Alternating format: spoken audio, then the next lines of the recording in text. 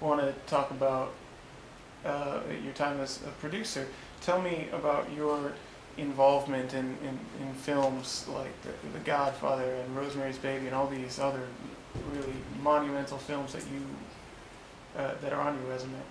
Tell us kind of what you did back then and how you got into the industry. Well, first, I think the most important thing to say is that, an executive like myself at a studio, we don't make the films. Great filmmakers make those films. And I think I always get a little uneasy when people who are executives at studios all of a sudden start taking credit for actually the aesthetic achievement of a movie. So, yeah, I was involved in helping foster some of these films. But what an executive does is you may buy the rights to a novel. You may see that there's a potential. You may take that novel and connect it to the right filmmaker or star. You may have the idea of marrying talent to a property and be lucky. I mean, when I was a parent, I read kind of a dopey novel called True Grit, and in my head I thought, boy, this is perfect for John Wayne's Farewell, So I arranged that. That doesn't mean I made the picture. Tell me your feelings on being honored tonight by the festival. I always get nervous when people talk about lifetime achievements, because I think that just starts you thinking, did my lifetime have enough achievements? So I think it's nice to get an award like this, but on the other hand, it makes you think about yourself in a different way. Not lifetime achievement awards in the festival world should only go to movie stars, because they're so filled with themselves that they just like honors. Tell me about the position of the role that film festivals like this play in the industry nowadays.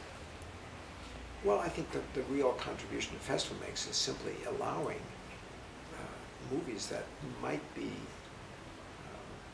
not reach public attention to get appreciated. And the problem with filmmaking today is it's all in the first weekend. A movie comes out, it's either a hit or a flop based on the first weekend. Whereas a generation ago, a movie would open in 4 theaters and build a word of mouth. I mean, a picture like Bonnie and Clyde took months to get recognized. So I think the key value of festivals today is they'll provide a showcase for films to get into the bloodstream of the filmmaking public. Your thoughts on the Savannah Film Festival before being honored for it, by it rather.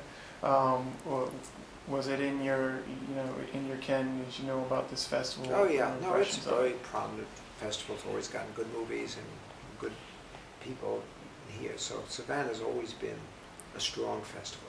I think there are some of the festivals that are basically real estate developers things rather than film festivals. They're going to fade out today, I think. I think you'll see scores of festivals disappear in the recession of the next 2 years.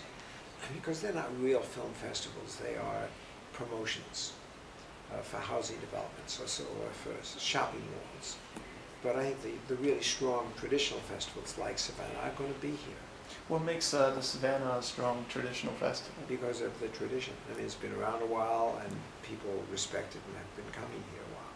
Do you know of other festivals like this that are actually run by a college, the way SCAD runs Savannah Film Festival? No, that's an unusual structure, but an intelligent one. And I guess you have some family to catch up with here in Savannah as well? Yeah, I have a nephew here who's a big entrepreneur. It's fun to visit him and his wife. I haven't seen them in years, so that's all a nice byproduct.